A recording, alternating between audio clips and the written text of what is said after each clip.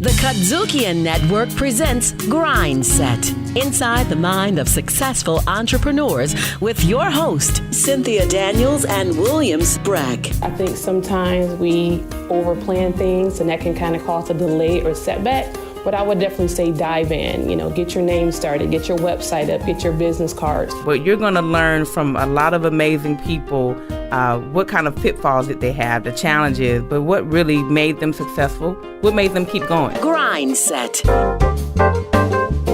Welcome to GRINDSET. I'm your host, Cynthia Daniels, Chief Event Strategist of Cynthia Daniels & Company. And I'm Williams Brack, Asset-Based Lender at First Tennessee Bank. So today we have an amazing guest. We go way, way back, and I'm so excited that she's here to share so many jewels with our listeners. Dana James-Mwangi, who was the founder of Cheers Creative. Hey, Dana. Hey, Brack. Hey, Cynthia. Hey, how you doing today? I am good. I'm ready. Yeah, thank you for making time. Your busy schedule. I mean, you wear so many hats, so we're so glad to have you today. Well, thank you. It's an honor to be here. We'll be back with GRINDSET after the break. Riffin' on jazz. I think I know a lot about jazz. It's only what you've been doing the last 30-some years. Yeah, right? I know. A voice that can make you laugh and make you cry. Good jazz, you don't have to worry about what they're talking about. But when they pick up those instruments, we all speak the same language. And don't you know you went in the kitchen and come back with a big bowl of salad? Riffin' on jazz on the KUDZUKIAN Network. You want to hear real success stories? You want to take a dive into the mindset of a successful entrepreneur? Well, make sure you check out GRINDSET on Spotify, Apple Podcast, KUDZUKIAN.com, or your favorite podcast provider.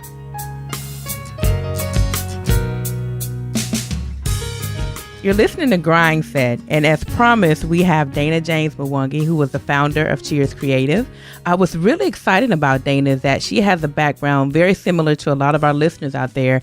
She was working that corporate job with that 9-to-5 ground, and now she's a full-time entrepreneur. And she's won several awards. She's been featured on national projects. Very impressive. Just an amazing resume. So we're super excited to have her here. And hopefully she can share some nuggets as to how you can leave corporate America and really fulfill your passion in that future career. So I really just want to kind of jump right into it. Dana, tell us, what was that moment for you like in corporate America when you realized that it was time for you to start your own business? Oh, boy. I did the corporate thing for about 5 years after college, because at that point in time, my goal really was just to be self-sufficient. Right. I wanted to get out of school, wanted to support my son. I was a single mom. Okay. And so I did that, but then I just started seeing just in corporate culture, consultant was the magic word. Okay. And so what I saw is consultants are valued sometimes even more than employees. Wow. Really? In as far as how they are, how they're valued, how they are paid. Good point. Why do you think that is? Why do I think that is? I'm not necessarily sure why that is. I could tell you from my experience, just the setup of it, being an employee and getting paid to do 20 things maybe in a month, and then maybe a consultant comes in and fixes one problem and get paid $50K or something like that, or $20K. Oh, I want to go fix problems. Right. I've definitely seen that happen. Fix problems. And I said, it wasn't something to get upset about per se. It was like, okay, I need to get on the other side. Okay. Okay. And I'm not saying all corporations are like that, but there is an issue, Okay. And so for people listening, right, because I think we got a little bit ahead with Cheers Creative, tell us what your company is and what you do. Yeah. And so to backtrack into what you were doing in corporate. Absolutely. So Cheers provides brand design. It provides web design to industry leaders, creative professionals, and art platforms. But strategy is infused into those visuals. So you're not just getting the pretty icing we have with the cake. You know what I mean? So that you stay around for the long haul and you have visuals that actually mean something. Okay. So we deal with storytelling. We deal with your messaging. Okay. And all those things. Okay. And we have to do all of that to get to a visual solution and to a website that works. Okay. And so I'm imagining then in corporate, you were just doing the same types of things before a company. In corporate, I was doing design, right? Okay. But then I noticed in corporate, like I had these 200-page brand guides, okay, for all these companies. Okay. So I am a designer, but then it dawned on me, I'm not just designing. I am in charge in a way of protecting these brands. Okay. You know what I mean? So if a Walmart or a Target, they have a brand guide that's 200 pages thick, that means this is more than visuals. These are assets. Right. A logo, colors, where you put the logo. Right. What kind of font to use, how far you space the fonts together. It gets very detailish. All of those things help to protect a brand. Okay. And I was like, man, now if I'm doing that for Aldi and Container Store, I know somebody who's making great music. I know a nonprofit that really needs a hand. Okay. There's all these businesses in my community, and I'm like, I want to apply that same knowledge to them. And I knew there had to be some type of transition from being a designer to being a design strategist. So how do you balance wanting to help the people in the community and making money? Because Right. sometimes those things aren't the same. A lot of times they're not the same. So I'll tell you my story. In the beginning, and I really I love Memphis. Yes. I love my community because all I'm of going us to tell you do something. at this table. Memphis Yes. has been great training grounds. You understand what I'm saying? If you make it in Memphis, you can make it anywhere. Listen, you can't stop me. Listen. For real. Memphis is great training grounds, and there's so many business owners that just gave me a chance. Okay. You know what I mean? Like, I'm like, hey, let's do this, and let's do that. And I did the best I could at this time, Yes. Doing this work for these small businesses. They allowed you to be They creative. allowed me to do it. A lot of them, some of them, But, and I said, I'm going to overdo it. Okay. I'm going to overdo it on purpose. I'm going to make this cleaning business, the visuals and the website be the Taj Mahal of what a cleaning business should have. So it's almost like when you go into a subdivision and they have a model house. Yes. And they put all the bells and whistles in that house so you could see yourself in it and see what it could be. So I said, that's what I'm going to do for these business owners. And that's what I'm going to do for these brands. Okay. And so I'm overdoing it on purpose and just steadily attracting bigger deals and bigger clients with bigger budgets. I don't know if you were overdoing it. You was just proving quality work. Yeah. You know what? And this quality work should be the standard. Yeah. It should be. It should be the standard. But when I say quality work, because at the time I'm a designer, right? Right. But I'm like, hey, now let's look at your pricing on this soap. Right. Now you don't want to work for me for 3 months just to sell your soap at $4. You know what I mean? So is that really the role of a designer? Is it? You So know that's what where I the mean? strategy comes in. That's where that strategy comes in. So if that's where the strategy comes in, and we're talking about brand and design, so I think inherently people know how important it is, but people don't understand the pricing of the services are. So how do you talk to your customers about return on investment and the value of the work that you do? Yeah. Because I can recognize bad design fast. Right. And good design is like, oh, that's good. Let's keep going, right? Right. So how do you kind of prove your value and justify return on investment? There's a lot of things that, and I would say most of my time now is spent building that platform, showing the value of what we do. And it's through how we talk on our website. It's how we talk in our phone calls. Okay. I don't lead with price. I ask a lot of questions like, what will happen within the next 6 months if you don't get this done? What are you looking to gain from this website? Okay. For instance, there's a client we have that's starting a membership. So you want to make $100K a month from this membership. Okay. Well, in the grand scheme of things, $10K is not a big investment to continuously make $100K per month. You see what I'm saying? That's just an example. Right. So, and what that means is I also seek out clients where I know I can get them results. So there are some people that kind of look at design. I was like, I know I need a website. I know I need to look good. Right. But then there's some people that's like, I need a website so I can command more, so that I can be a paid speaker, or so that I can get sponsorships, or so that I can get this or that, and so I stay talking about that. So I'm not talking about a web design. I'm talking about something we're going to create to help you get a return on investment and the results. And I keep the conversation focused on that. So I'm not talking about SEO. I'm not talking about website responsiveness. I'm not talking about color palettes or even what your favorite color is or what you like. None of that matters. Really? What I like doesn't matter? It's when my it website. comes, it is your website, but it's almost like going to a doctor and saying, hey, I need surgery, and here are the tools I want you to use. And I've been researching this surgery glue. Let's try this brand. You know what I mean? Okay. But I can't just say to a client, hey, we're not going to do what you ask. There's a science to what you do. To talk. Like, the more and more I do this, the more I am learning to talk with compassion and sell. And the less I'm actually spending less time I actually spend in designing.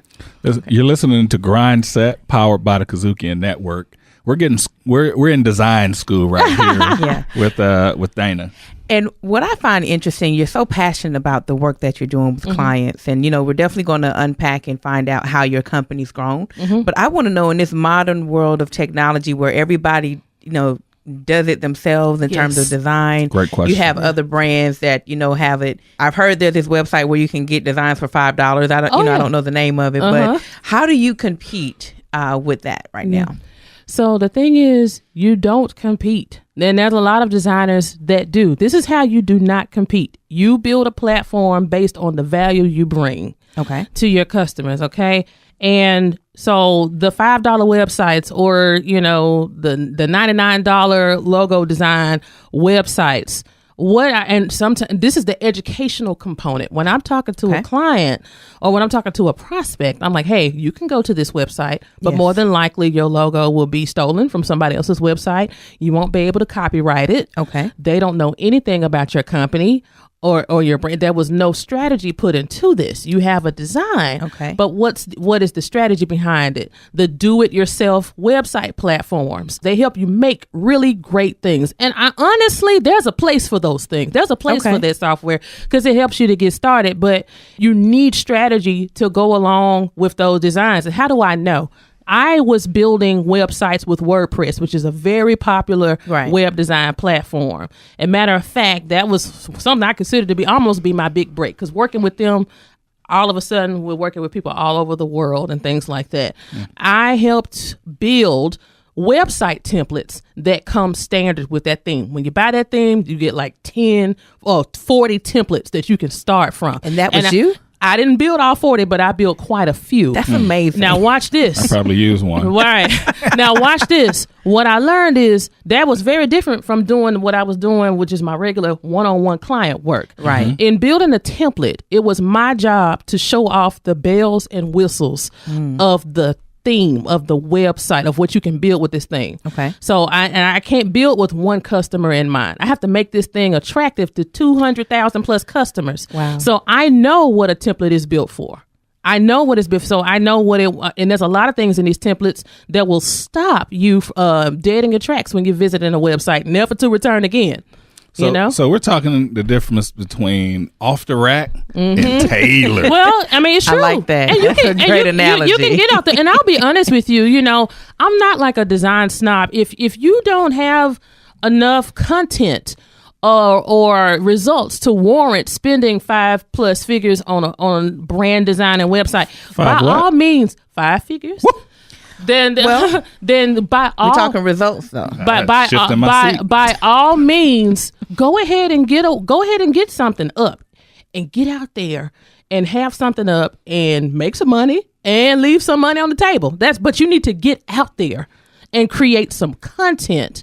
And then when you are ready for, the website, it's not just a financial investment. Do you have the content? Do you have testimonials? Right. Do you have results? Are your products and offerings refined enough for us to really do this thing? Absolutely. So, at that point, then that would be the ideal time to come work with us. So I don't compete with those do-it-yourself design programs. I don't even use that type of language. Okay. We'll design what you want, or we'll do.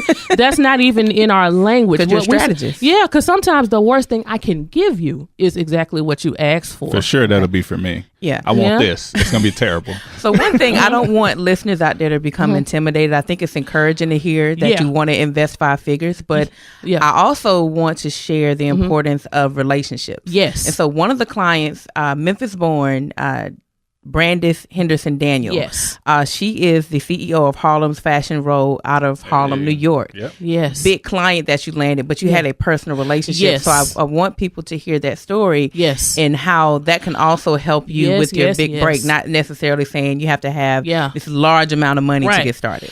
And I want to clear the room here as well. Before I get on talking about that story, Yes. y'all need to know, once upon a time, just like tons of other graphic designers, I was doing business cards for $50. Okay. I was doing logos for $400, $500, that's- and with a business card included, and you get 500 prints. Know your roots. I was there, but I had to do a lot of confidence work and I had to do a lot of mentoring and classes to get to the point where I could charge what I needed to be charging. We're going to get to that, right? Yes. But when you talk about Brandis Daniel, one thing I like about Issa Rae did an interview and she says sometimes it's not always about seeing who you can go talk to in these rooms and all this other stuff. Sometimes you have to network across. That's right. Okay. So one thing about Brandis, I have been knowing Brandis for probably 20 years or something like that. Okay. I had no idea Yeah. that I or Cheers would be part of her story at all. I remember when Brandis tells this story all the time. Brandis moves from Memphis to New York with $1,500 in her pocket, knowing she wanted to do something in fashion. Okay. I remember when she called me and said, I'm going to do something in fashion. Okay. I'm going to do this or that, do this and that. So I was there from the very beginning. Okay. And so honestly, we grew together. Okay. And even in working with her, that helped increase our platform. And then we helped her with the visuals and everything, get the event sponsorships that she needed for her business. Okay. And so it's been a great relationship. And she's just taught me so much as a mentor and just as an Right. awesome human being. Okay. She's great. That sounds like build as we climb, right? That's right. And so that relationship started with you and her working together to build Harlem's Fashion Row. But how long has that relationship lasted with working at that national brand? Because if I'm not mistaken, LeBron James Yes. was part of it last year, which Yeah. is a huge introductory and part of what you're doing. Yeah. So like, how long was it until... So how long, for those listeners that are not familiar with Harlem's Fashion Row, how long has that been taking place? Oh, goodness. I think she started that in 2007 or 2008. Okay. So her goal was to create platforms for minority fashion designers because only 1% of the clothing on the racks in stores are by Black fashion designers. Okay. To create ultimate exposure and a platform for those designers, you got to have these larger than life fashion shows, celebrities. You got to get some sponsorships. Right. And so she's been able to garner over $2 million in sponsorships in that time. In doing, I was on that ride right along with her. That's incredible. And on that ride, I went from also being her designer to also being a strategist and helping say, hey, let's word this like that or let's do this like that. But, like that, it has been an incredible ride. Now, you talk about an incredible ride, but we're talking about a 10-year ride, right? Yeah. I'm a banker. I'm not in branding and marketing. We price and our services a certain way, and we deal with customers a long time. But from my understanding of your business, not being in it, right, you do strategy, you deliver a product, and then you leave. But how have you been able to create a branding relationship that lasts 10 years? Right. So that's a lot of trust involved in that, building trust and showing that you have this client's best interest at heart.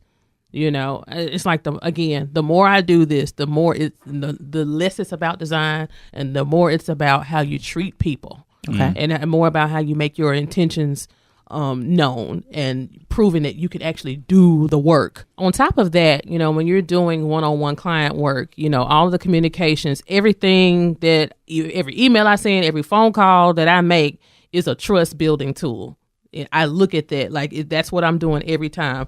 And then online and in promo materials and things like that, I make it known that I want long-term relationships. Okay.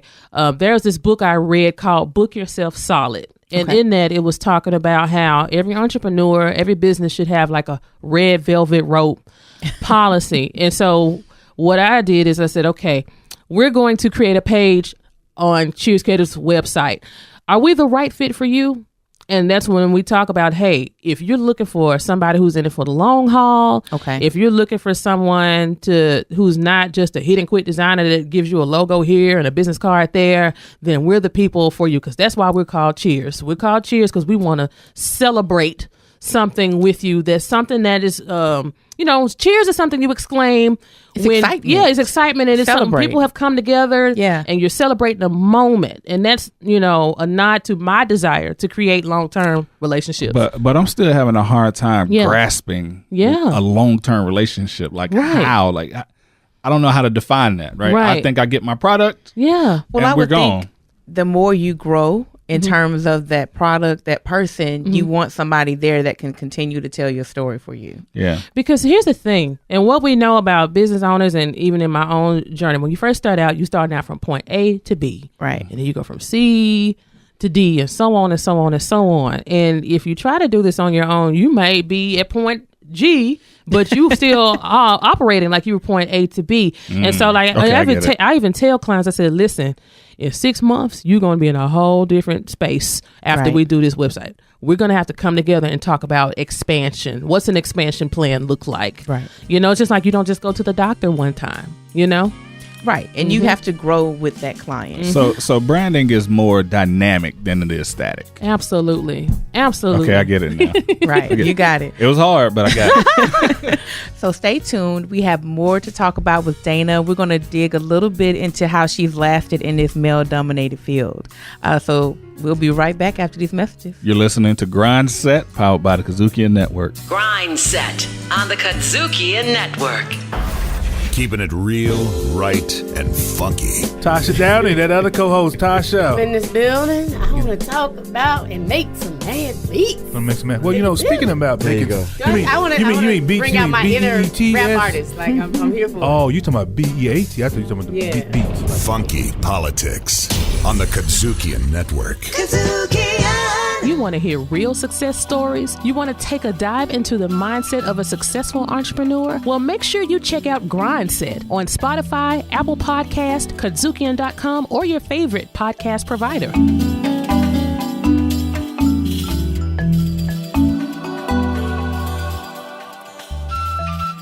We're back with Dana James-Mwangi, and I asked her that $1 million question at the end of the break. How have you survived in this male-dominated industry? It has been very interesting dealing with that. I am fully aware that I'm in a white male-dominated industry. Okay. I even have one of my mentors who was a white male told me, he said, Dana, I know what my advantage is. My advantage is when I go into a meeting, people automatically assume I know what I'm talking about because I am a white man. Wow. And I know. He said that? Yes, he did. He said, I know that is my advantage and it sucks. That's what he said. Okay. And like I'm going into this thing fully knowing that I can be second guest. Right. Second guest. I think my biggest struggle has been internal. Okay. Knowing these things, and just deciding to give myself the grace. Right. To just go out there and just be my best and do what I have to do, charge what I need to be charging. Unapologetically. Yeah. I don't know if we can curse on this podcast. You the D word, but what I you what I what 2 episodes ago. So. Oh, well, we good. We good there. What I say to myself sometimes, what I have said to myself, girl, price like you got some damn sense. Oh. Just price like you got some damn sense. Okay. Price like you in it to win it. That's price right. like you trying to grow a company, and so we have been able to grow Cheers, and it hasn't just been a internal struggle in terms of me being a woman, but also me being a woman of color. Right. Like even doing my headshots and deciding to wear my hair natural. That was a big deal. Really? Wow. And it shouldn't have to be. It should not have. In 2015, when we did those headshots, it was a big deal. I was scared out of my mind. Wow. Growing up and doing design and coming out, and you have mentors and you have some kin folks who mean well, but are trying to protect you because you're a black woman out here. Okay. And they're like, you need more white faces in your portfolio. If I was you, I would wear your hair straight to that interview. Wow. I've heard it all. Okay. Don't use a Memphis address. Really? Tell them you're from New York. I have heard it, and I'm like, so I have to completely be a different maybe you need a white salesperson. Wow. I've gotten all of that. So it's being a woman and being a woman of color, where I've had a lot of these internal conflicts, and it has taken me years to shed that bad advice. Okay. and just show up in this world and just be myself. And that's all I'm concerned with. That's it. And so even with all that, the bad advice, the internal struggles, knowing that white males have the advantages and privileges when they step into the room, how have you been able to get these national contracts and perform? Yeah. Press. Okay. Now, what does that We're mean? just going to get straight to it. Okay. You pressing a piece of paper on the No, table? getting pressed, but also the journey to getting that. Okay. What I did is to compete, which is, I don't really like using the word compete, but let's, to set it's competition out here. It's competition. But to make competition irrelevant. Yes. And to set myself apart so much that somebody who would have been competition is actually a potential partner because I'm being specific. Okay. And what I decided to do was not just talk about design, but show why I love it. Why am I here? Why am I doing web design? Okay. Show that I'm a lot like these clients out here. I started as a single mom. Right. I had twins when I had this business and lost everything because I was so sick. And then coming back from that, telling my story, testimony on top of doing really good work. Okay. So doing work and telling my story is what has gotten us attention and has gotten us press. Okay. You see what I'm saying? People do business with your story as much as they do business with Cheers. Oh, it's really, I would say this. There's a quote that says, no one has ever bought a shampoo or a soda or a shoe. Okay. And nobody wants to talk to a shampoo or soda or shoe. They want to talk to the person behind those things. When you do business with me, when you're doing business with me, you're buying into yourself, literally. And how is that happening? I'm sharing my story so that when you see me, you see a mirror. Right. And I even when I do speaking engagements, I make you feel like, okay, I'll be there in about 3-4 years instead of defeated. Oh, I'll never be there. Right. And so I take that approach. Okay. And that I feel is something that has set me. I said, well, when they go this way, I'm gonna go that way. When they start sounding all academic and theoretical, even though I can get with that, I can do that. Yeah. But is that helping the people though? You're staying true to who you are. Yeah. And so that is what allowed me advice. to not have to compete with anybody because there's hundreds of millions of Google results for a graphic designer in Tennessee or in Memphis and this and that. But I've had to learn the science of what it means to tell your story, do good work, and set yourself apart. And again, the more I do this, the less it's about the actual physical product or service that you offer. It's more about who the person is behind all of that. Okay. So you mentioned something really key in that explanation, which major was key? Brilliant. It's a major key, somewhat of a major key. But you said us. So where is this us coming from? Yeah. Tell us who this us person is and the how us with Cheers. There we go. Because you started by yourself. Yeah, I did start by myself. And, when I started Cheers, my babies, were small. And for some reason, I just, in my mind, I didn't see as far as I should have. I just thought I was going to just be working with these babies on my lap.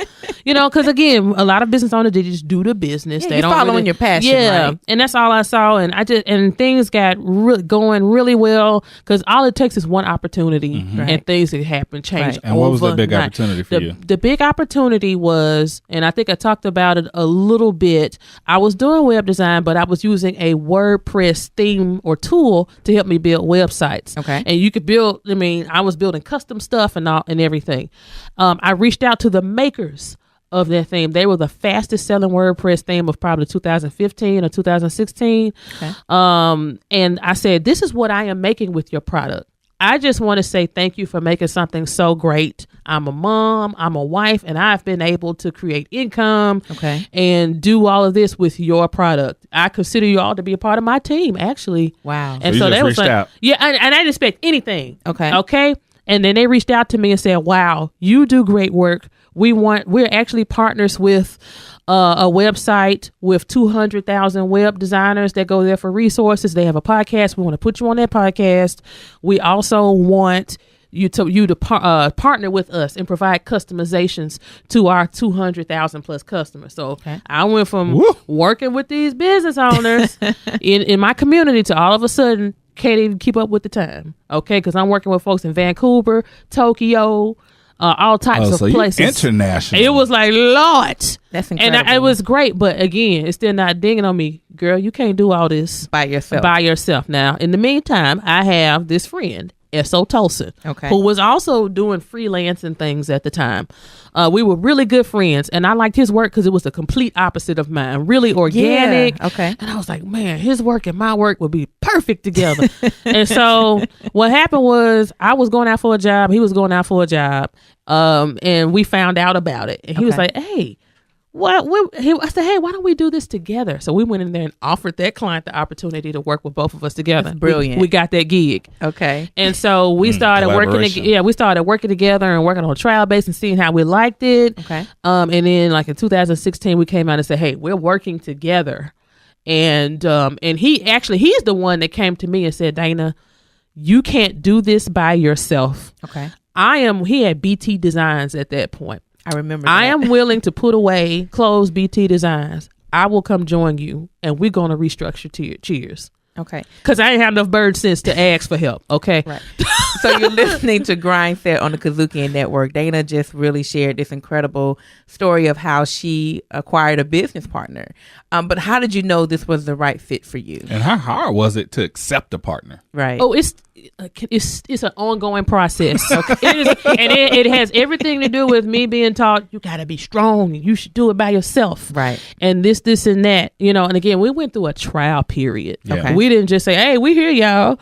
We worked Make together. an announcement. Yeah. And that's it. We worked together for almost a year, just taking smaller stuff. And we went from doing projects to, he was like, hey, let's restructure the business. And I was scared as crap. Yeah. And so this was somebody that was helping me see the brand from a bird's eye view. And I wasn't able to do that, not working with 10,000 people. So, the partner was really, really, really good for me. And honestly, it's hard, just like any relationship. It is something that we have to consistently work at. At first, all I had to do was just work on doing good work, right? Work on doing the business. But now I have to work on relationships with the people that I work with, right? And at times it feels very heavy. I have to be honest with you, but in the end result, it's worth it. It is. That is such an incredible testimony. I mean, I know listeners are out there taking all kind of notes and figuring out if you're at that point, if you're feeling overwhelmed, maybe it is time to get a business partner. It is time to get a team. I think another thing that's really cool to share with the audience, and I'm sure they picked up on it, your client base is outside of Memphis. So how do you bring a team together to make sure you can tackle those projects out of Memphis? Can you give us just some basic steps on to how to acquire a team like that? Yeah. So again, it's that relationship building. Okay. I belong to a lot of private online groups full of designers, web designers, and with anything, you give, and then you ask. Okay.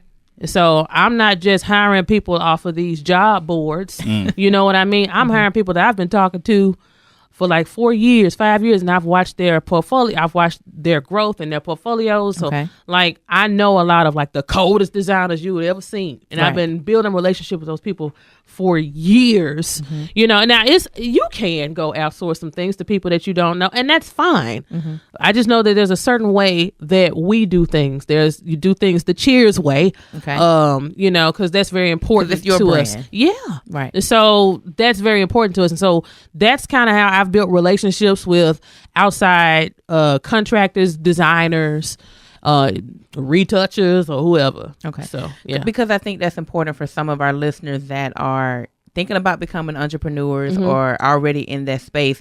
You grow your company by adding to your team, but it doesn't necessarily mean you have to have somebody on full time. Right. Like Dana just shared, think about connecting with people in a digital platform and building the relationships there. And so how scalable is that model? Is there a limit to the size contracts you can take using that model? There is a limit, period. I got to be honest about this, because graphic designers, web designers don't like talking about this, because we think, the truth is, with one-on-one client work, it is not scalable. Okay. That is the honest to God truth. Okay. The only way you can take design services, because we do strategy, right? How can you scale strategy? Right. Unless I create a done-for-you digital product that allows you to do some type of DIY strategy audit or something of that sort. Right. But if I do that, you don't get me. You see what I'm saying? Right. So, with design, it's great and it's good. I absolutely love it. Okay. But the truth is, with one-on-one client work, and you come at me if you want, it's not scalable. But so what we decided to do, and we saw the room for this, there's design, but we also need to offer consulting and education and strategy. Okay. And so now we have a component of our business that is scalable. I mean, talk about that component of your business then. You mentioned it. Let's go into it. Okay. So with that component, we're doing the consulting, we're doing teaching, we're doing courses, we're doing like group coaching and things like that. And that can be in person or it can be online. You see what I'm saying? Right. And that's how you reach more people. And that's how you reach more people. Platform. Absolutely. And then with the opportunity, with doing consulting and strategy, like you can eventually make that stuff completely digital to where somebody can take that stuff at their own pace. You see what I'm saying? Okay. I definitely see a lot of people now doing coaching online. Oh, yes. They're doing webinars. So I definitely see how that can be beneficial. The e-learning industry is like billions of dollars. Okay. Yeah. And so it's room for everybody. So Dana, tell us before we close up, because I have another question for you. Okay. How can people get in touch with you and tell us your company, website, social media handles, all of that? So we are online at cheerscreative.com, and we are on Facebook, Twitter, and Instagram at Cheers Creative. My personal website is at DanaJames-Mwangi.com. I'm on Twitter and Instagram at Dana James-Mwangi. That's it. So your brand is consistent across the board. I was just going to say that's branding 101. It's part of it, yeah. It can't be Cheers 09. Cheers 0901.2. 901. Don't Keep it consistent across the board. So I have one question before we leave. Can you share with our listeners out there, what's the best advice you've ever gotten? And also share with them, if they're ready to start today as an entrepreneur, what's the one thing they can do? You don't need half the stuff you think you need. Really? To get started. Okay. Major key. All. You don't. Most of the folks that want to start a business is praying for a building. Most of the folks that's ready to get started think they need this and they need that. It is not true. And this is the, in my opinion, one of the best times. Well, I only know because I'm here now. One of the best time to be alive, because the internet affords you the opportunity to get out here and tell your message, tell your story. You can create your own show now. You can do an album without a label. You can do a book without an agent. Like, there's no middle man anymore. Okay. And you can do a lot of things with low to zero startup costs. And just start there. Start small. Do not bulk up your services. I challenge you to get out here and just kill it with one product. One product starting off. And then you test, you see how that goes, and then you just add gradually. You don't need 50 products at once. You don't even need 10 or 6. Start with one and see what happens. And then you just gradually just keep adding things. And that's it. Start small, and whatever you thought you need, you don't. Dana, I've learned a lot. I really do appreciate it. I feel like we can go for another hour. Right. I think so. We could. No, because you feed my spirit right now. But we're going to have to close it here. You got to come back. I would love to. I can't believe the interview is over. Right.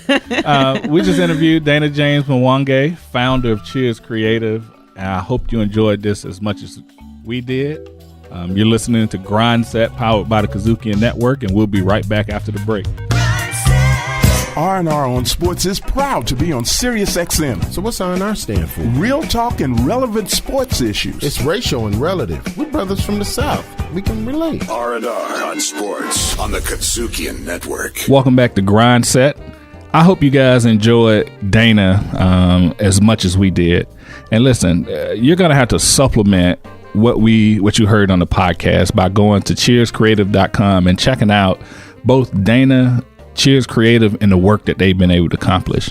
And from the episode, I pulled away what I thought to be 2 major keys, even though I didn't shout major key alert during the podcast. And so the first one is branding is not static. It's dynamic. As your business changes, as your business grows, your brand needs to be updated. Your materials need to be updated. And you can create a long-standing relationship instead of going to one of these inexpensive websites and think your branding is done. And the second is utilize the press. They're out here. They want to report good news. And most of the time, what your business is doing is good news. And so for me, I have an amazing quote that really just speaks to everything Dana talked about today on our show. It says, define your own terms, achieve it by your own rules, and build a life you're proud to live. That's a great quote. That's Ann Sweeney, co-chair of Disney Media Networks. Wow. So I really think that speaks to everything Dana said, and she just gave some great advice. I'm going to listen to the show probably a couple of times just because she dropped so many major keys today. She did drop a lot of major keys. And one of the things that's so great about this podcast is that some of our other guests did too. So make sure you listen to other episodes, and you can find us on Spotify, Apple Podcasts, KUDZUKIAN.com, or your favorite podcast provider. You're listening to GRINDSET, powered by the KUDZUKIAN Network. We'll see you next time. GRINDSET, executive producer Epicenter, recorded at KUDZUKIAN Studios. GRINDSET is directed, produced, recorded, and distributed by KUDZUKIAN.